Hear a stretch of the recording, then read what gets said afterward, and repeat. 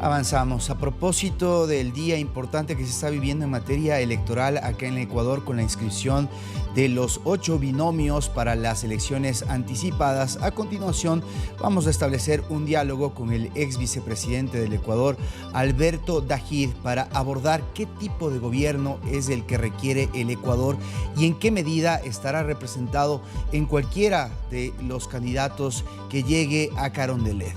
Muy buenas tardes, economista. Bienvenido a DNews. Le saluda César García. ¿Cómo está? Muy buenas tardes, César. Gracias por esta entrevista. Bienvenido. Bien. Yo no creo... La primera pregunta es justamente en relación a estos 8 candidatos que tienen evidentemente distintos objetivos, distintas representaciones políticas, pero ¿piensa usted que podrán absolver y resolver los problemas que tienen los ecuatorianos? Definitivamente no. Y la respuesta es contundente porque el Ecuador tiene una serie de gravísimos problemas estructurales que no dependen su solución del gobierno, sino de un acuerdo nacional. El Ecuador entrega casi 10.000 millones de dólares en subsidios. Más de la tercera parte del presupuesto se ve en subsidios. 5.000 millones a los combustibles y al gas, más de 3.000 millones a los fondos de pensiones, más de 1.000 millones a la pobreza y varios cientos de millones a la energía eléctrica. Es insostenible. El Ecuador tiene un fondo de invalidez, vejez y muerte, las jubilaciones, que está actuarialmente quebrado. Una estructura de tasas de interés absurda, por lo tanto no hay capitalización del país, no hay formación bruta de capital, ni por parte del Estado que no invierte porque no tiene recursos, ni del sector público porque el crédito está sesgado hacia el consumo por la irracional estructura de tasas de interés. No hay un apoyo definitivo a la minería, hay una legislación laboral anticuada con elevadísimos costos para el sector empresarial. Entonces, para no agotar en esta pregunta el tiempo de la entrevista, estos problemas no los resuelve un gobierno, los resuelve una sociedad que se sienta a dialogar y a entender que hay que resolverlos. Y no se ve en el horizonte ese diálogo, César. Por eso digo que no creo que el próximo gobierno lo resuelva. Basándome en esta idea que usted acaba de formular, el próximo presidente de la República tendrá que estar consciente del panorama estructural que enfrenta y que usted ha descrito. En ese sentido, si no depende del gobierno, ¿cómo puede el gobierno impulsar ese diálogo y debate social a través de una asamblea constituyente, o cuál sería el mecanismo? No se tiene que hacer a través de sentar a todos los sectores políticos y de la sociedad. Se tiene que lograr un consenso, por ejemplo, entre trabajadores, empleadores, jubilados, sectores de la producción para resolver el tema de la seguridad social. Se tiene que llegar a un entendimiento con todos los partidos políticos y gremios para eliminar el subsidio a los combustibles. Ese subsidio le ha representado al Ecuador más de 80.000 millones de dólares a precios de hoy desde que el subsidio se estableció. Eso es más que toda la deuda pública del Ecuador. Es insostenible, pero ningún candidato va a decirle esto en la campaña, porque desgraciadamente en el Ecuador se ha generado un círculo perverso en que la gente quiere que le bajen los impuestos, que el Estado aumente la inversión y que los subsidios continúen. Y entonces los partidos y candidatos sienten que hablar de esto les quita votos. De ahí que yo veo muy grave la situación futura del Ecuador si no hay un gobierno que propicie esta unidad, que propicie este diálogo y propicie este entendimiento. Estos problemas ya no los tiene el Perú, ni Colombia, ni Chile, ni Uruguay, no. Esos problemas están resueltos. Ningún país del continente subsidia el combustible en la medida que lo subsidia el Ecuador. Ninguno. A propósito del ejemplo que usted acaba de explicar, en Colombia el presidente Petro está proponiendo a nivel mundial y en su país cambiar de un modelo extractivista a un modelo más amigable con el medio ambiente. Y esto es precisamente lo que formará parte de las elecciones anticipadas, porque tendremos una consulta popular en donde los ecuatorianos van a decidir al respecto del petróleo en el Yasuní ITT, una visión totalmente que se contrapone hacia el camino que usted acaba de delinear. Entonces, ¿qué piensa usted que deberá ocurrir en el marco de esa consulta popular que casi ningún candidato se ha referido? Yo conozco candidatos que están opuestos a la pregunta, pero como hay una opinión mayoritaria de que se debe parar la producción, lo cual es una barbaridad, porque nadie dice los $1.000 millones se van a reemplazar acá. Eso no se dice. Entonces, estamos ante un evento que a una gravísima crisis fiscal la va a hacer todavía más grave. La semana pasada tuvimos la participación del economista Alberto Acosta y él señalaba, por ejemplo, que esto que usted dice son 1.000 millones, son menos si se considera el costo de producción del petróleo, y él decía que se podía suplantar con el cobro adecuado de los impuestos a quienes se debe cobrar. ¿Qué piensa usted al respecto y qué posición podría responder sobre ello?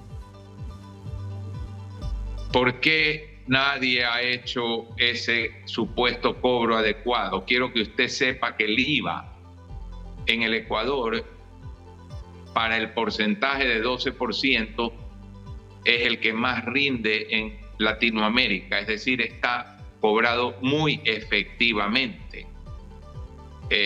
Y hay que recordar que en el Ecuador existe un impuesto que no es impuesto.